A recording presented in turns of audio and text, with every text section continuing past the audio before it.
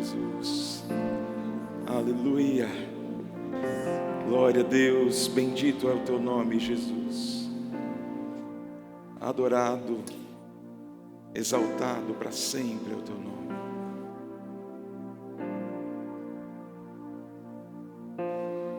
Jesus,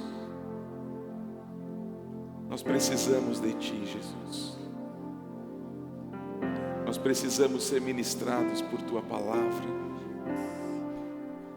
Precisamos do toque do Teu Espírito. Precisamos que o Senhor nos dê condições de rompermos com aquilo que nos impede de alcançarmos os Teus propósitos. Esta é a oração que eu faço antes de começarmos a meditação dessa noite. Que cada um que está aqui peça, deseje, busque obter do Senhor condições de discernir, de compreender tudo que é necessário fazermos para rompermos com as barreiras que nos impedem de alcançarmos os Teus propósitos. Não espere nada mágico. Não espere nada que não exija de você força, vontade, determinação. É isso que eu peço, Senhor, para todos nós.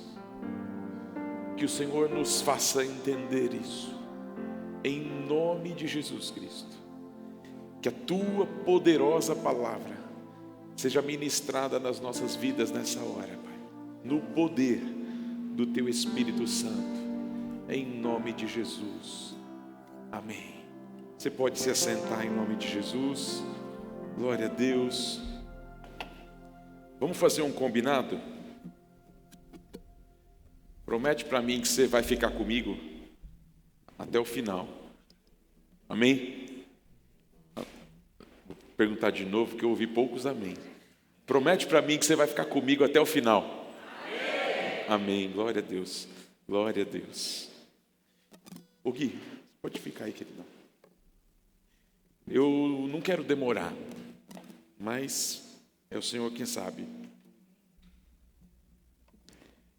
Hoje de manhã nós ouvimos algo tão extraordinário do Senhor. E eu falei até para a Silvia, foi uma das melhores ministrações que eu já ouvi acerca desse tema.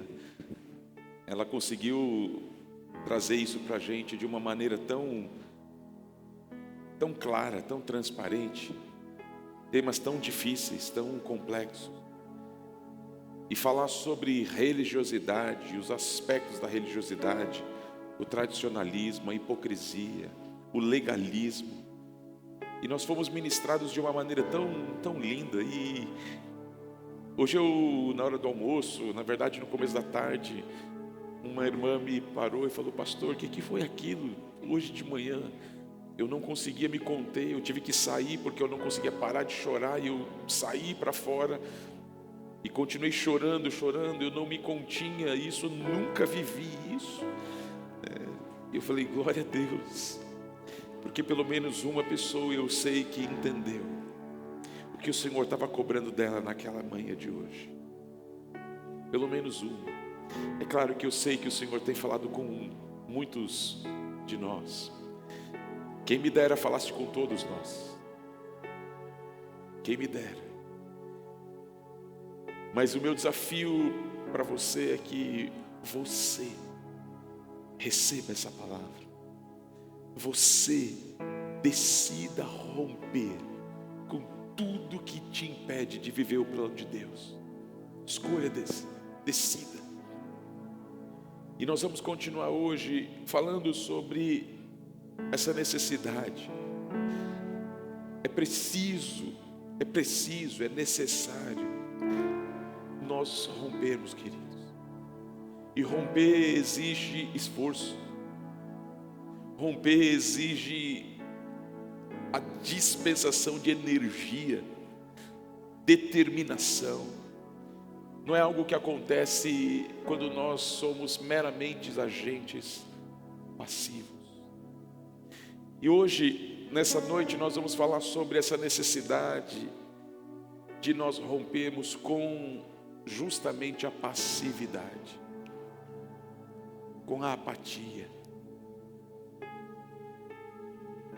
Tanto faz, tanto fez, tá bom, sempre foi assim, eu sou crente assim, é assim que eu sou, é assim que eu aprendi.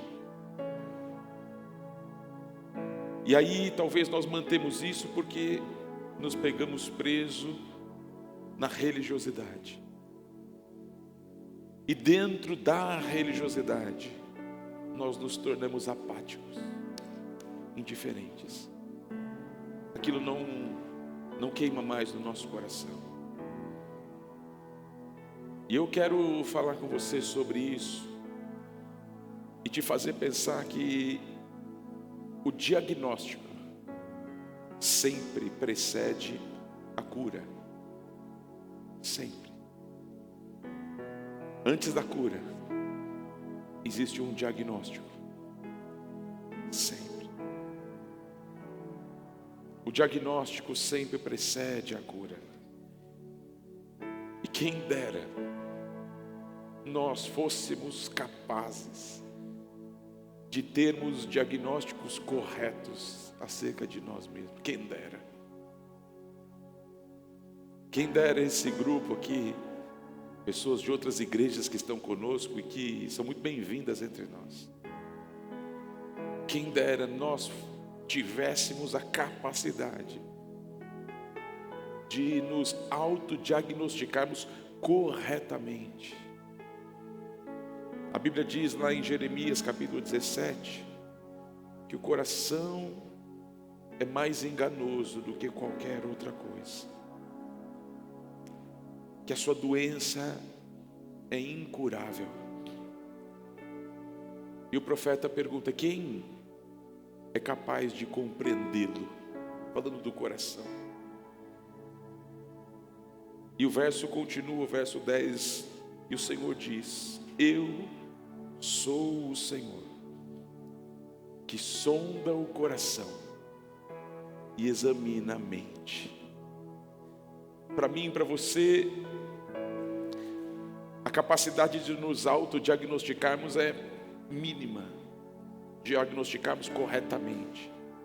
Mas o Senhor é aquele que diz: eu sou o Senhor que sonda o coração, que examina a tua mente. Eu sei te dar o diagnóstico correto.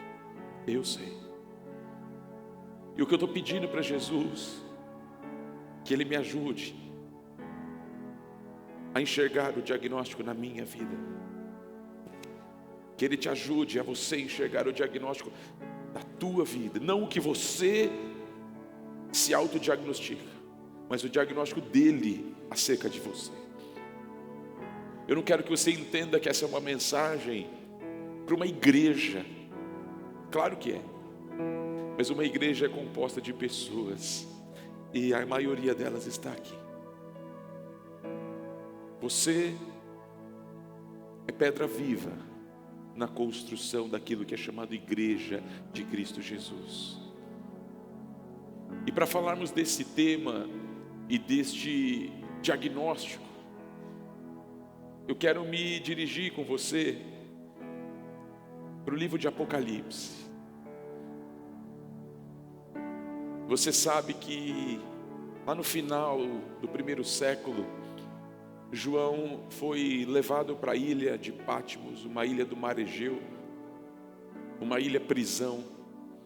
E ele foi levado por Domiciano, o imperador, era parecido com Nero, em alguns aspectos pior do que Nero. E João era o último apóstolo vivo. Todos os outros já tinham sido martirizados. E Domiciano, num período de grande perseguição, ele tenta calar a voz apostólica, a voz profética. E ele pega João e prende naquela ilha, prisão ali do mar Egeu. E João diz para nós o que aconteceu ali naquela ilha. Lá no capítulo 1, a partir do versículo 9, ele diz: eu, João, irmão e companheiro de vocês, no sofrimento, no reino e na perseverança em Jesus. Eu estava na ilha de Patmos por causa da palavra de Deus e do testemunho.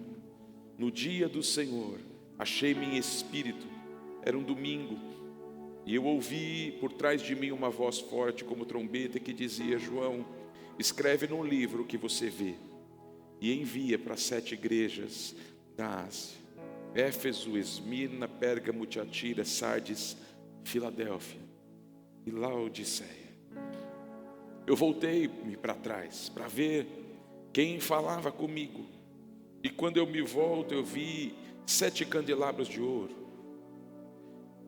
e entre os candelabros eu vi alguém semelhante a um filho de homem, com uma veste que chegava aos seus pés, um cinturão de ouro ao redor do peito.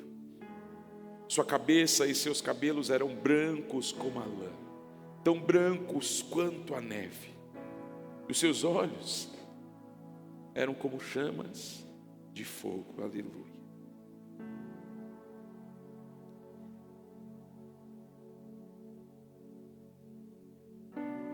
Seus pés eram como bronze numa fornalha ardente, e sua voz como voz de muitas águas, diz. Ele tinha na mão direita 7 estrelas, e da sua boca saía uma espada afiada de 2 gumes. Sua face era como o sol, quando brilha no meio-dia, no seu maior fulgor. Quando eu vi de João, eu caí como se estivesse morto. Então ele me colocou sua mão direita sobre mim e me disse: não temas, eu sou o Alfa e o Ômega, eu sou o primeiro, eu sou o último, sou aquele que vive. Estive morto, mas agora estou vivo para todo sempre, disse o nosso Senhor Jesus. E mais, eu tenho as chaves da morte e do Hades, porque eu tomei das mãos de Satanás. Escreva, pois, as coisas que você viu, tanto as presentes como as futuras. Este é o mistério das 7 estrelas que você viu em minha mão e dos candelabros. As 7 estrelas são os anjos das 7 igrejas, e os 7 candelabros são as 7 igrejas. E essa visão extraordinária que ele vê, o próprio Jesus, não mais como aquele que foi moído, esmagado, dilacerado, mas ele vê aquele que tem todo o poder, o Cristo ressurreto. E o Senhor manda ele escrever toda a revelação do Apocalipse. Mas antes de falar sobre as coisas que irão acontecer, ele tem um recadinho para a sua igreja. 7 cartas são enviadas para 7 igrejas da Ásia. Nós já estudamos todas elas lá na igreja, anos atrás. Me lembro que no meio da pandemia, a gente começou a fazer um estudo das 7 cartas. E que desafio foi, gente, pregar para a igreja vazia. Ninguém na igreja. E a expectativa de que, através das lentes daquele celular, vidas fossem tocadas, ministradas. E de fato isso aconteceu. E nós pregamos essa série de 7 mensagens sobre cada uma das igrejas. E hoje eu quero mais uma vez falar sobre este tema que nós estamos tratando, à luz de uma dessas igrejas, a última dessas igrejas. Laodiceia é seu nome. Eu queria te deixar um pouquinho a par do que é essa cidade, onde essa igreja está plantada, porque nós temos sempre uma correlação com o lugar que nós vivemos. O ser humano é um ser influenciado o tempo todo. Nós sempre absorvemos coisas do meio, sempre. E essa igreja, ela também absorveu muito da cidade onde ela estava fundada ali. Laodiceia era uma importante cidade do mundo antigo, Éfeso, Pérgamo, mas essa era uma importantíssima cidade daquele mundo antigo. Pensa que eu estou falando aqui quase terminando o primeiro século da era cristã. Laodiceia era uma cidade estratégica porque ela tinha uma geolocalização extraordinária. Onde ela ficava era um lugar extraordinário para os negócios, para os comércios.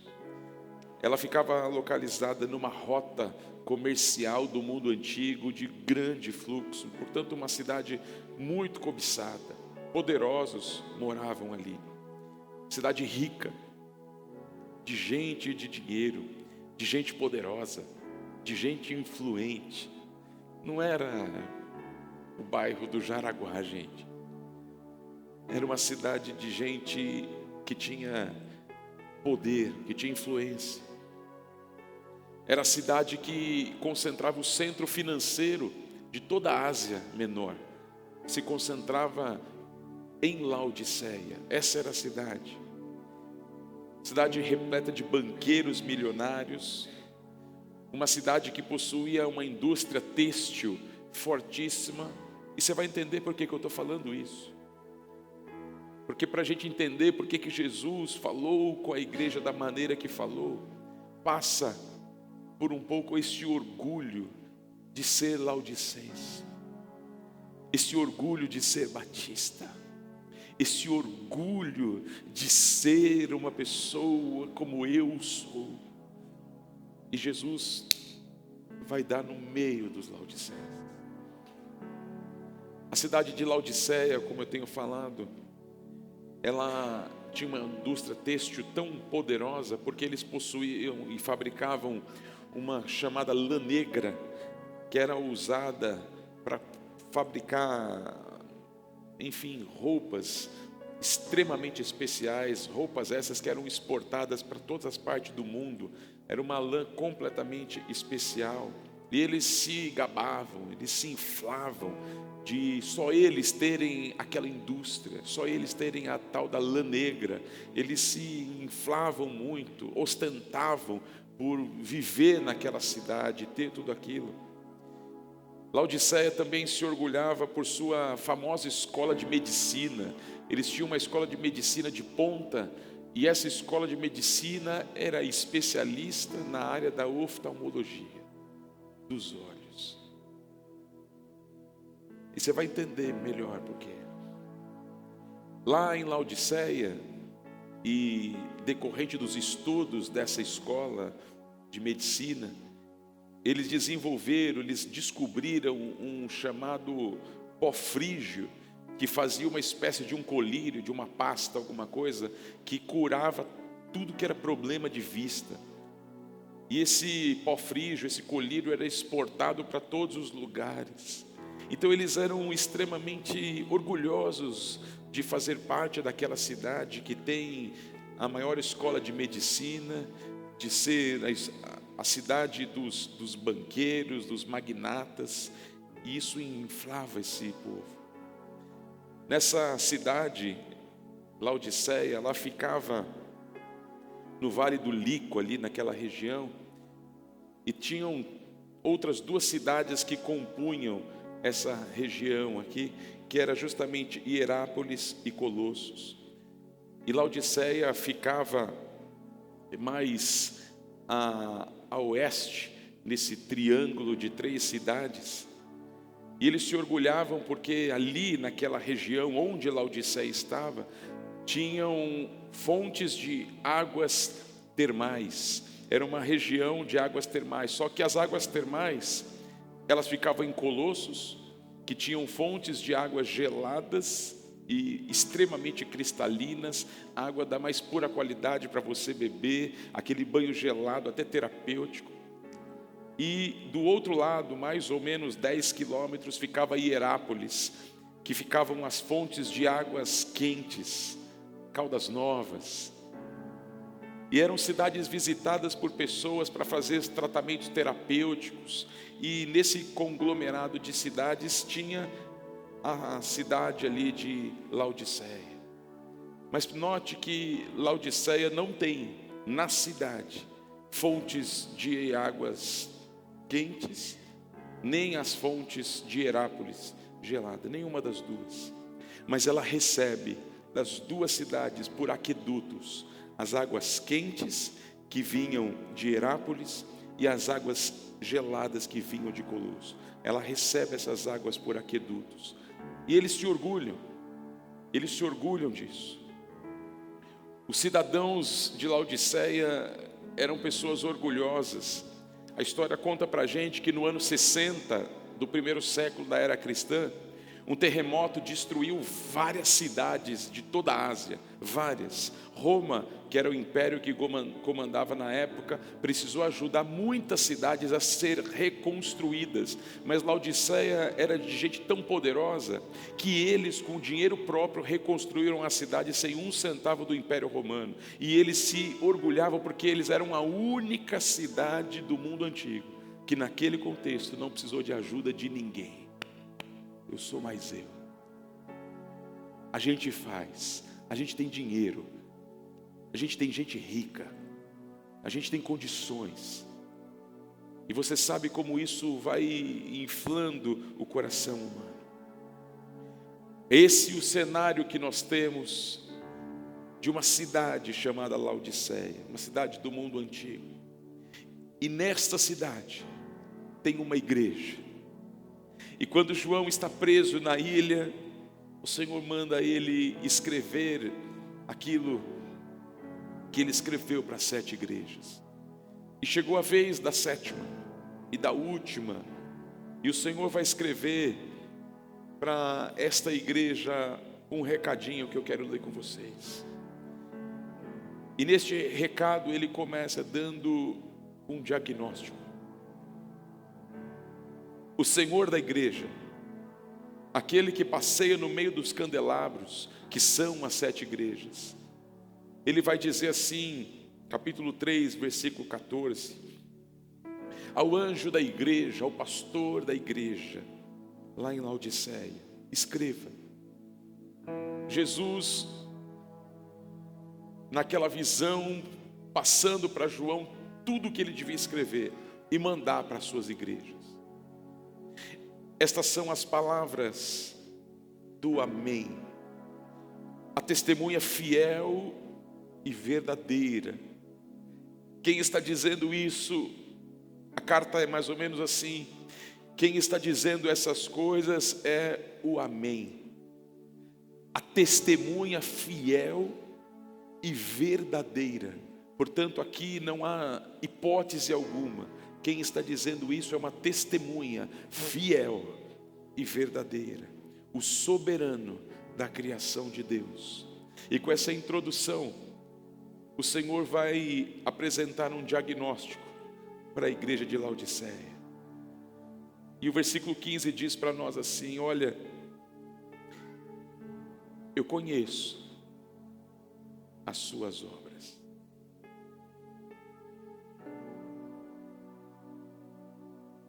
Eu conheço as suas obras.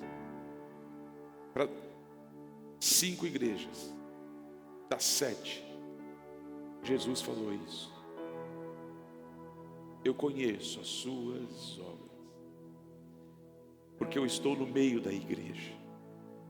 A igreja é minha. Eu sou a testemunha fiel e verdadeira. Eu sou o Amém, a última palavra. Eu sou o Alfa, eu sou o Ômega. Eu conheço as suas obras. Eu sei que você não é frio e nem quente. Melhor seria que você fosse frio ou quente. Mas eu conheço as suas obras e eu digo: você, igreja de Laodiceia, você não é fria e nem quente. E quando Jesus, o dono, o Senhor da igreja, está dizendo isso. Ele está fazendo uma alusão ao orgulho dos laodicenses, de estar numa região de águas termais, de pessoas irem para aquela região, porque é muito próximo, um pouco mais de 10 quilômetros entre uma e outra cidade, para as águas quentes de Herápolis, para as águas frias de Colossos. Mas Jesus está dizendo: você se orgulha, você se infla, mas você não é frio e nem quente, porque você recebe as águas por aquedutos, e quando elas chegam de Colossos, elas já não são frias e nem têm condições de beber como as águas da fonte de Colossos. Elas vêm sujando nos aquedutos barrentos, e elas já não são as águas puras e cristalinas de Colossos. Mas você também não é quente como as águas de Herápolis, você também não é quente. Porque quando as águas saem de lá quente, águas terapêuticas, termais, até percorrer os 10 quilômetros por aquedutos, elas chegam mornas. Elas já não têm a mesma função que elas têm lá em Herápolis. E Jesus, pegando um cenário da geografia, ele começa a aplicar para a questão da espiritualidade dessa igreja, para a vida dessa igreja. E ele diz para essa igreja, é claro que ele não está falando de água, é claro que ele não está falando de águas quentes, ele pega um cenário que envolve e ele faz uma aplicação. Você é tão orgulhoso, mas você não é frio e nem quente. Quem dera você fosse frio ou quente, mas porque você não é, ele diz que você não é frio nem quente, antes é morno. Eu estou a ponto de vomitar-te da minha boca. Essa igreja dava náusea em Jesus, gente. Náusea. Fazia o Senhor da igreja passar mal com o que ele via, com o diagnóstico que ele tinha naquele lugar. O versículo seguinte diz que eles diziam: você diz, estou rico, adquiri riquezas e eu não preciso de nada, estou bem, está tudo ótimo. E o Senhor vai dizer: mas você não reconhece, porém, que é miserável, digno de compaixão, pobre, cego, e que você está nu. Você não reconhece isso. Você diz: eu estou rico, eu adquiri riquezas, e o Senhor está dizendo: você não reconhece que você é miserável, miserável, digno de compaixão, pobre, cego, e você está nu. Esse é o diagnóstico de Jesus. Esses versos, os 4 primeiros versos, é Jesus trazendo um diagnóstico para a igreja. Ele, o Senhor da igreja, diagnosticando a sua igreja e dizendo o que ele enxerga acerca daquela igreja. A carta à igreja de Laodiceia, essa que nós acabamos de ler, como eu disse, é a última, é a 7ª carta, é a mais dura, é a mais severa das cartas, é a única carta que Jesus não faz um elogio sequer, ele não faz um reconhecimento sequer para a igreja de Laodiceia, nenhum. Todas as outras igrejas houveram críticas, mas houveram também um reconhecimento. Mesmo as piores, mesmo as igrejas mais difíceis, por exemplo, como Sardes, como Pérgamo, o Senhor reconhece que havia ali um grupo de pessoas que não haviam se contaminado, que não haviam permitido, mas aqui nenhuma ressalva, nenhum elogio. E o diagnóstico que Jesus vai fazer da igreja de Laodiceia é profundo, e é o que eu peço a Ele, que Ele faça comigo e com você. que Ele nos faça enxergar verdadeiramente o que nós não somos capazes de enxergar, que Ele coloque a mão onde Ele precisa colocar, que Ele quebre toda a religiosidade que nos prende, todo o orgulho que ainda temos, toda a soberba, toda a arrogância, toda a prepotência que nos impede de enxergarmos que nós somos miseráveis, pobres, cegos e estamos nus. Quando a gente olha o diagnóstico que Jesus faz para Laodiceia, é interessante a gente pensar que Ele não apresenta nenhuma censura, nenhuma, referente a desvios doutrinários, nenhuma vez. Se você lê toda a carta, Jesus não vai falar que essa igreja tinha problemas doutrinários, nenhum. As outras igrejas Ele citou heresias, doutrinas de Balaão, mas aqui nenhum. Para Laodiceia não há exortação nenhuma contra falsos mestres atuando na igreja, e a igreja passiva. Não há nenhuma exortação contra questões de desvios doutrinários, não há nenhuma exortação para falsos mestres, para falsos profetas, falsos apóstolos, não há exortação para a doutrina de Balaão, não tem exortação para a doutrina ali dos nicolaítas que estavam entrando, não tem exortação para a falsa profetisa Jezabel, né, que nós vemos nas outras cartas. Nada disso é mencionado em Laodiceia, nada disso. Talvez por isso que eles eram tão orgulhosos. E se a gente olhar, e talvez a gente também olhasse para aquela igreja, e a gente ia dizer: essa é uma igreja de uma excelente ortodoxia, uma igreja de uma doutrina, de uma teologia impecável, extraordinária. Laodiceia também não recebe nenhuma censura referente a problemas morais, como as igrejas de Pérgamo, de Tiatira, de Sardes receberam exortações. Ela também não tinha problemas morais, não tinha problema de heresia, de falsos profetas, e não tinha problemas morais. A igreja de Laodiceia, gente, era rica, tinha recursos. É uma igreja dos nossos dias que eu não teria problema com som, com maquinário de transmissão, com lugar. Imagina, não estaria que nem a gente apertadinho ali para fazer culto, um em cima do outro, só Jesus. Não, estariam na melhor avenida, num lugar amplo, porque era uma igreja rica, diferente de outras igrejas que era tão pobre. Mas Jesus falou: mas tu és rico, Mas essa era uma igreja abastada. Mas é essa igreja aqui, gente, essa igreja próspera, ortodoxa, sem problemas morais, a única igreja que causava náuseas em Jesus. Surpreendente isso.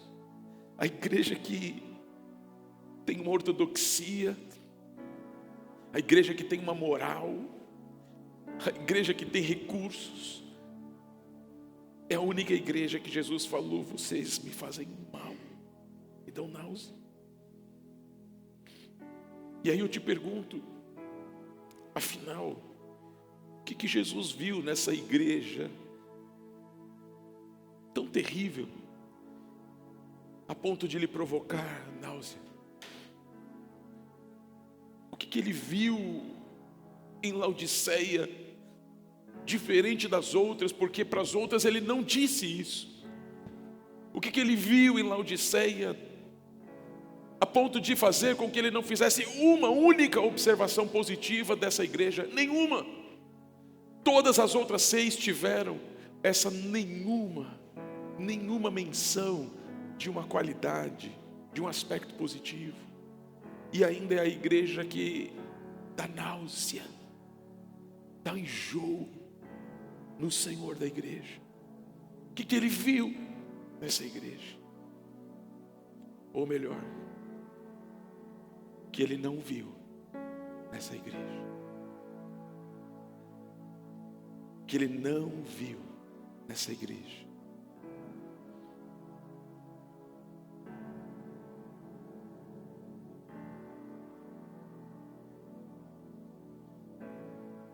Obrigado, vai ficar para mim.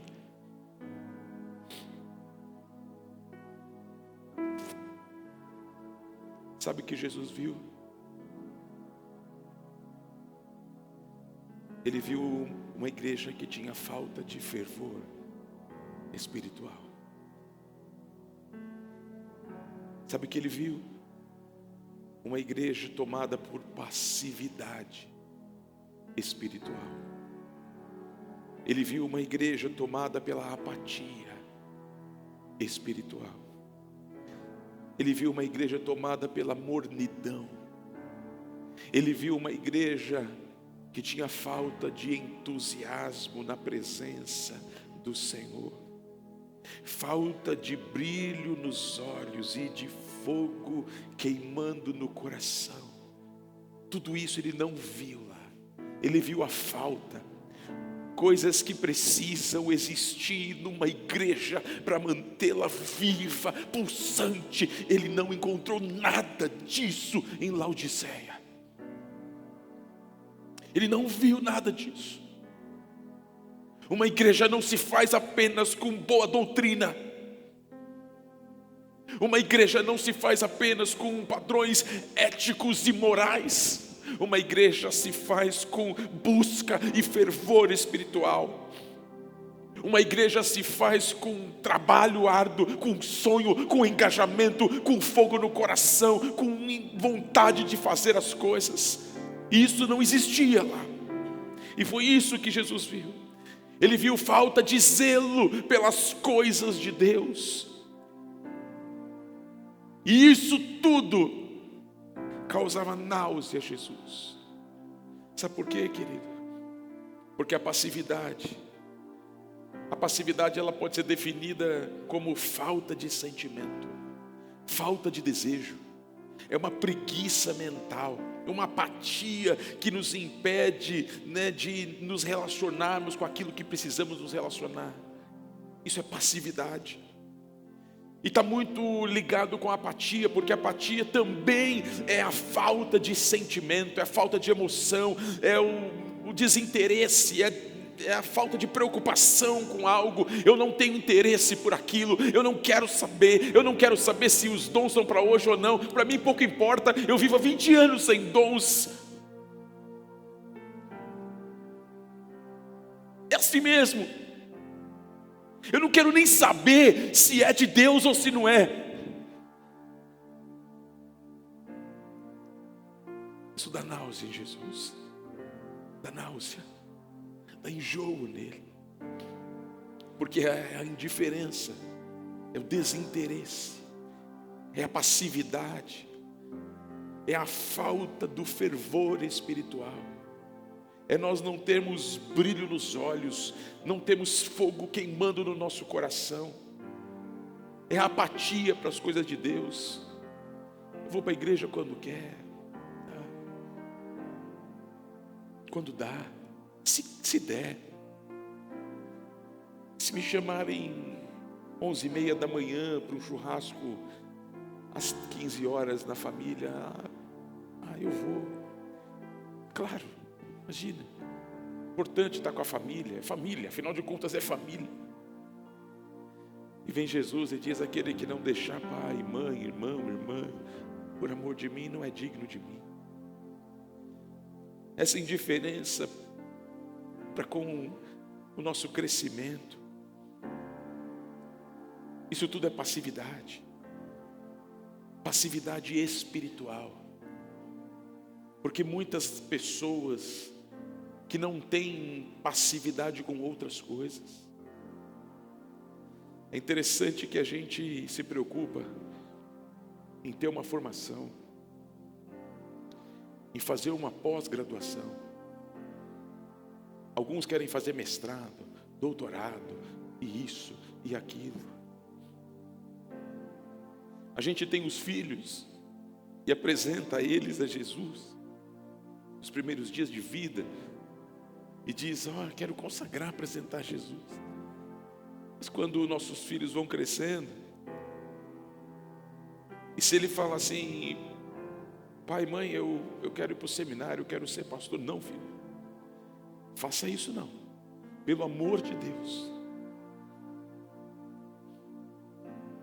Eu sei que existe uma preocupação lógica de um pai que quer preparar para a vida, mas quantos pais não são capazes de sequer ouvir o que Deus está falando com seus filhos?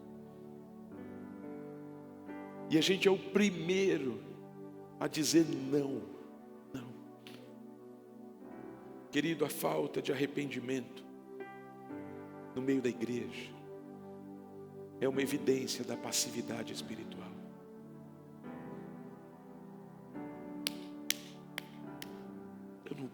A Luísa falou na ministração. A falta do perdão no meio da igreja é uma evidência da passividade espiritual. A falta de arrependimento, porque é impossível nós vivermos a vida cristã sem uma vida de arrependimento. E quantas pessoas estão vivendo assim? A falta de fome e de sede da palavra de Deus é evidência dessa passividade, dessa apatia espiritual. São evidências claras e concretas que ano após ano você não tem fome, não tem sede da palavra de Deus. Isso é uma grande evidência dessa passividade que paralisa a gente. Eu quero dizer uma coisa: não adianta você falar: eu quero receber uma oração para ser livre da passividade. O que o Senhor vai cobrar de mim e de você é romper, é fazer força e romper com a passividade, rasgar no meio a passividade, no poder do Espírito Santo de Deus, dizer: eu não sou e não serei controlado e dominado pela apatia, pela passividade. Eu vou romper com isso na minha vida, em nome de Jesus Cristo. Eu não vou viver isso, porque eu estou sendo exortado. O diagnóstico que quem está me dando é o Senhor da igreja. É o Senhor da igreja. E eu tenho certeza que Ele está falando com cada um de modo diferente.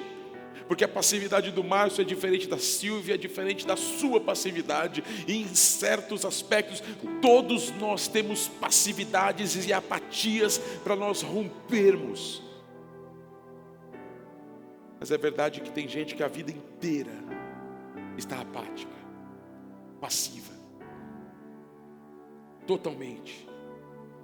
A falta de temor, queridos, que faz muitos viverem uma vida dupla, uma vida na igreja, uma vida no mundo, e não se importar com essa vida dupla, é uma evidência de uma apatia espiritual.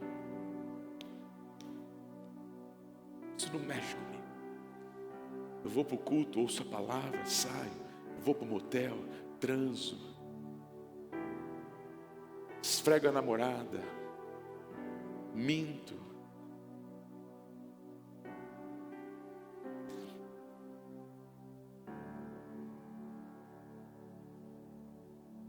A gente precisa pôr o dedo na ferida, pôr o dedo na ferida e denunciar, e rompermos com isso. A falta de desejo, a falta de interesse, o desprezo por conhecer os tesouros escondidos em Cristo, é uma grande evidência de uma passividade espiritual. Eu não quero saber o que Ele tem, mas Ele diz que há tesouros ocultos em Cristo. E a gente vive a vida dentro da igreja como Laodiceia. Tem problema.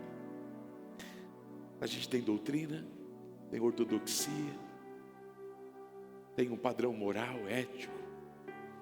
A gente tem até uma igrejinha bem cuidadinha. Não somos ricos, mas a gente tem até uma estruturinha boa para cultuar. Quem sabe essas coisas se tornou tão importante quanto o Senhor da igreja.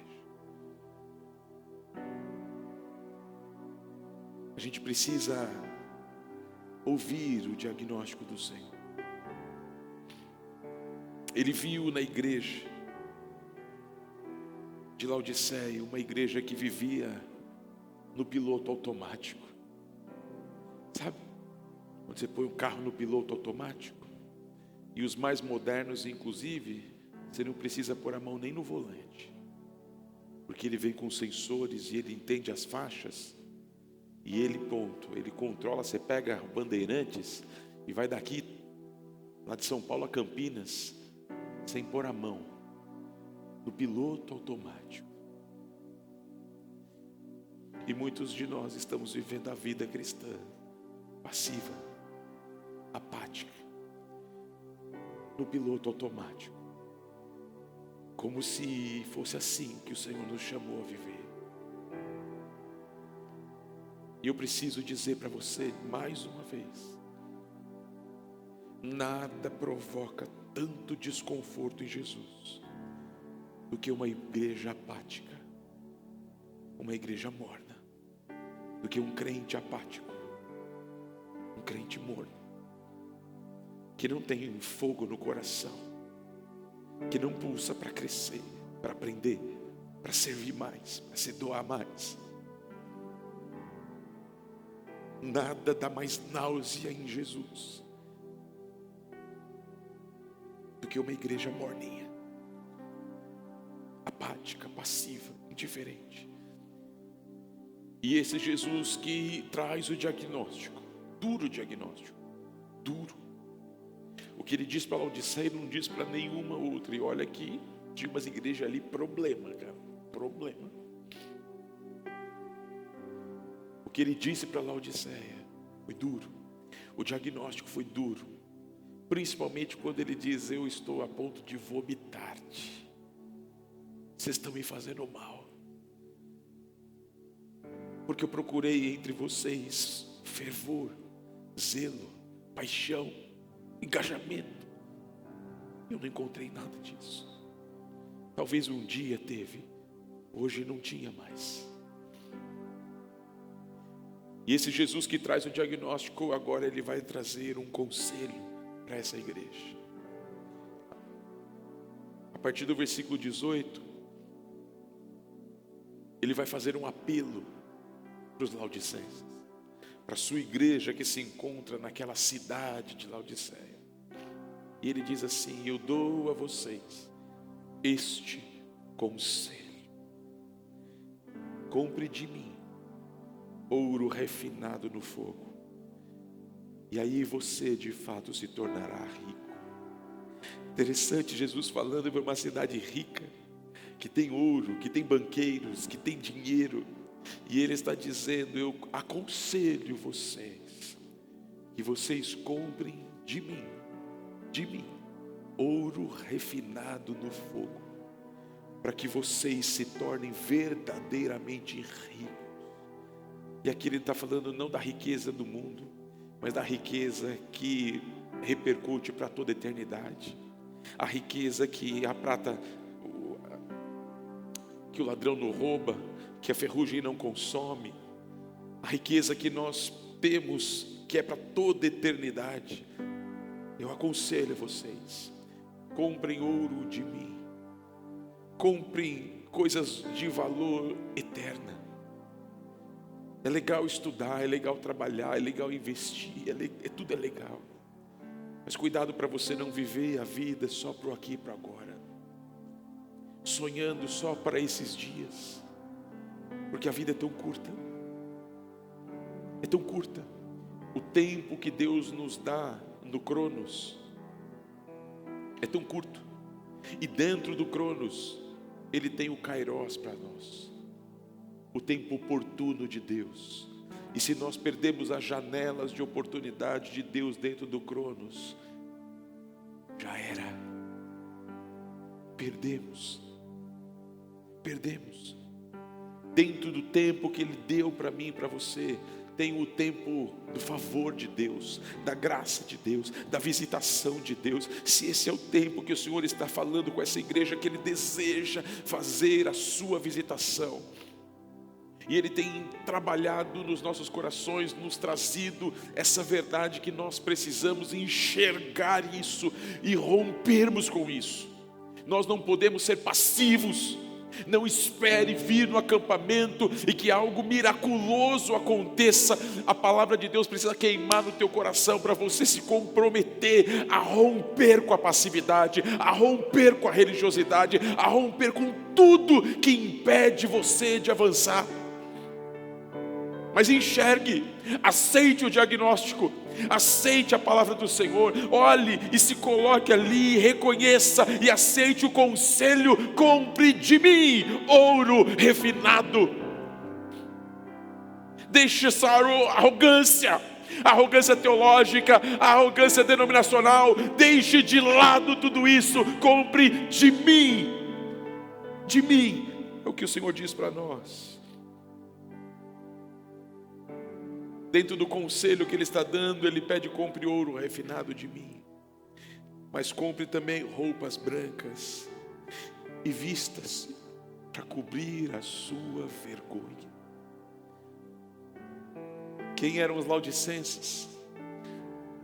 O povo da indústria têxtil, da lã negra, que exportava para todo lado, que se orgulhava de ter a melhor indústria, as melhores roupas, os melhores agasalhos. E Jesus está dizendo: compre roupas brancas, falando de santidade, de pureza, de mim. Vocês se orgulham da lã negra, eu estou dizendo para vocês: compre roupas brancas, alvejadas ali no sangue do Cordeiro, que torna elas mais alvo do que a neve. Compre roupas brancas e vista-se para cobrir a vergonha e a nudez de vocês.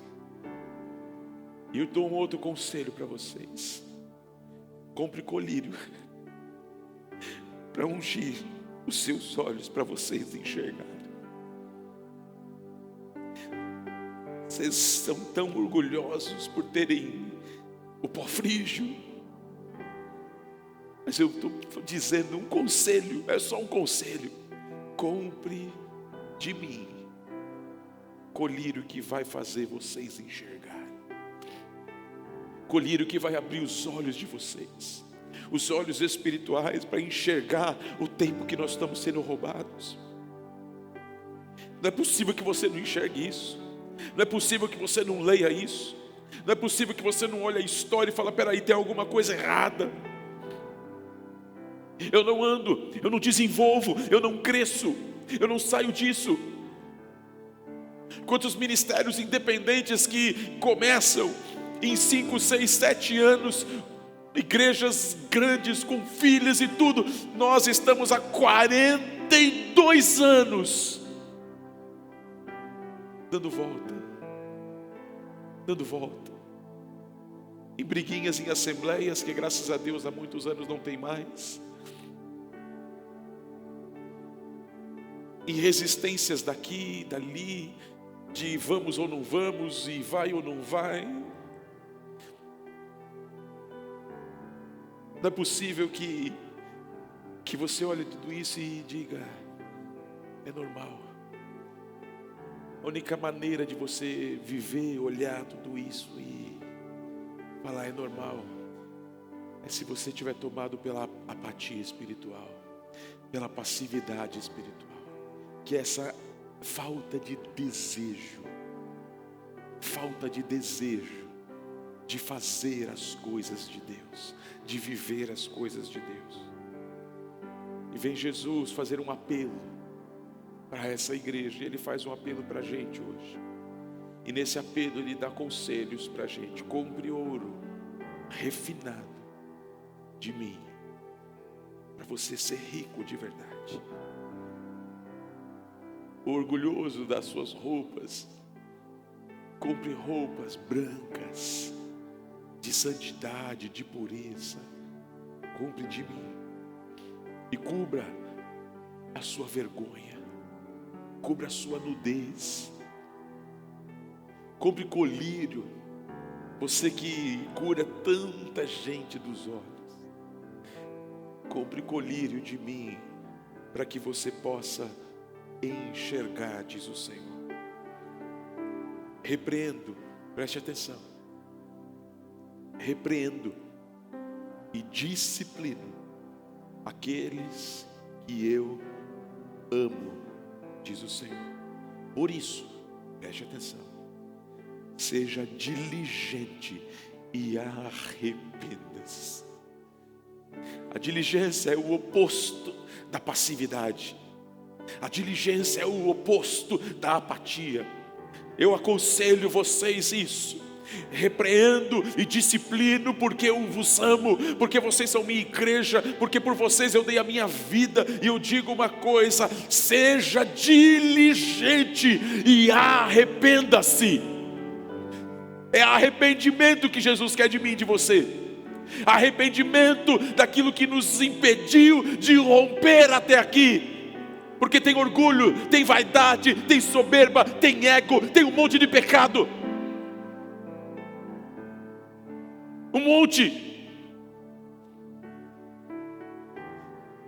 E nós precisamos romper com isso. Mas não espere o romper passivo. Seja diligente. E diligência é alguém ativo, é alguém aplicado, zeloso, cuidadoso, alguém que está em prontidão. Isso é uma pessoa diligente, o oposto do passivo. Eis que estou à porta e bato, diz o Senhor. Se alguém ouvir a minha voz, abrir a porta, eu entrarei. Eu cearei com ele e ele comigo. Aleluia. O diagnóstico correto vem dele. O meu e o teu diagnóstico é míope. É o diagnóstico do coração enganoso. Quem pode discerni-lo? Mas o diagnóstico que vem do Senhor da igreja é esse: que por mais que seja duro, como ele mesmo diz, eu repreendo e disciplino aqueles que eu amo.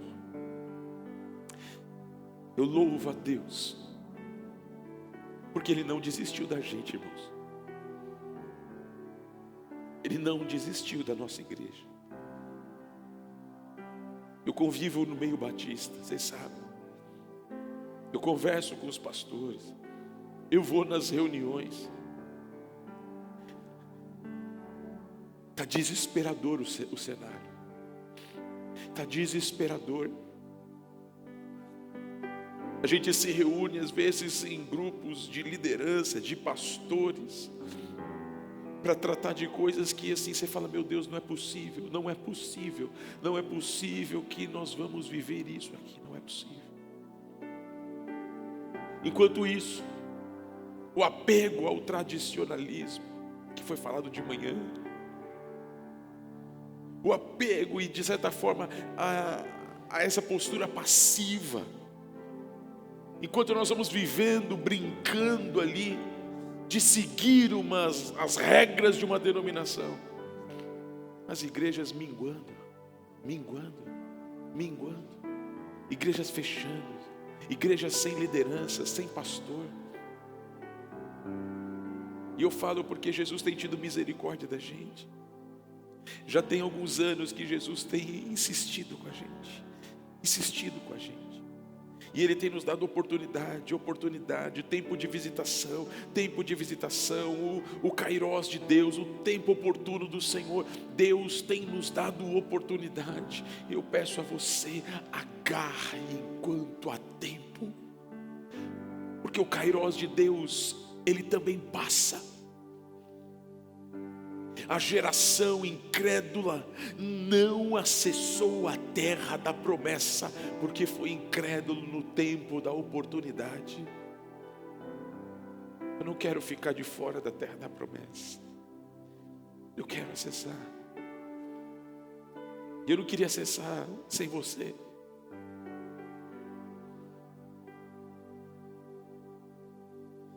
Eu não queria acessar sem sua família. Eu te convido mais uma vez a ouvir o conselho do Senhor, o apelo que Ele faz a mim e a você. Ele diz para mim e para você, para romper com a passividade: seja diligente, se aplique, seja zeloso, alguém pronto para romper, pronto. Faça o que for preciso, mas rompa isso em nome de Jesus Cristo, em nome de Jesus. E este que traz o diagnóstico, que faz um apelo, e nesse apelo nos aconselha o que nós devemos fazer, é aquele que tem uma promessa para mim e para você, e tinha também para os laodicenses. Ao vencedor eu darei o direito de sentar-se comigo em meu trono, aleluia. E assim como eu venci e sentei-me com meu Pai em seu trono, vocês sentarão comigo. Quem tem ouvidos, ouça o que o Espírito diz às igrejas. Jesus dizendo para eles: tem uma promessa para vocês. Para o vencedor, para aquele que aceitar o meu conselho, aquele que acatar o apelo que eu estou fazendo, eu tenho uma promessa: você terá o direito de sentar-se comigo no meu trono, da mesma maneira que eu me sentei no trono de meu Pai. Por quê? Porque Jesus não foi passivo, Ele não foi omisso, Ele não foi covarde. Mesmo no momento de dor, de agonia, Ele falou: Pai, que seja feita a tua vontade, Pai. Está difícil, eu consigo no poder do teu nome. Eu posso, porque não é na força do teu braço, é na força do Espírito Santo de Deus. Você pode. E há uma promessa para nós, que nós nos sentaremos com Ele no trono de glória, e com Ele reinaremos para todo sempre. Mas Ele tem primeiro um diagnóstico, e depois Ele tem para nós um conselho, um apelo. Aconselho-te, compre de mim isso que você não tem. Abra mão de tudo isso, abra mão dessa indiferença. Chega de você aceitar que mais um ano você vai virar sem ler a palavra de Deus toda.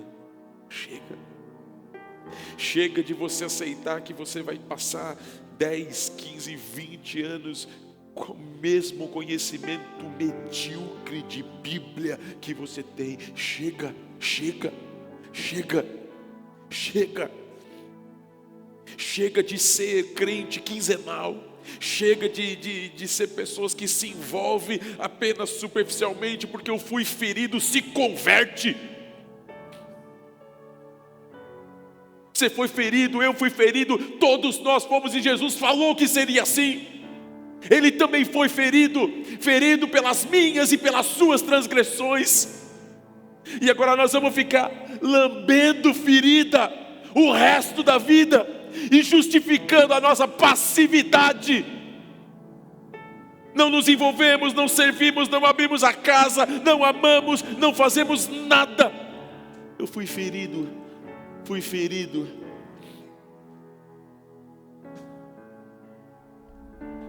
A gente tem uma hora que tem que crescer.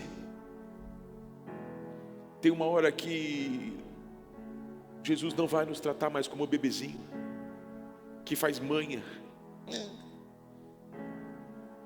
A gente precisa crescer. Desculpe a fala dura, mas às vezes a gente precisa de um chacoalhão para a gente crescer. para a gente romper, para a gente avançar, para a gente sair dessa inércia que nos impede de viver o que o Senhor tem para nós, em nome de Jesus Cristo. Eu peço que você fique de pé em nome de Jesus.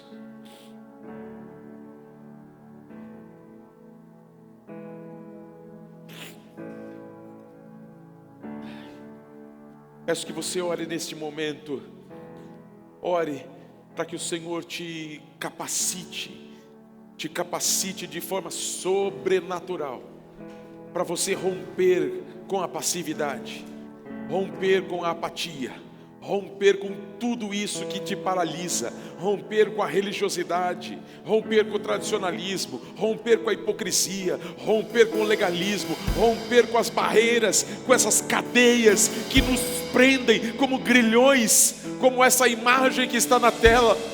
É o poder do Espírito Santo, é o fogo dele aquecendo, é o fogo dele que vai fazer as cadeias se abrirem, romperem. Que você busque isso, que você deseje isso, em nome de Jesus Cristo. Aleluia, glória a Deus.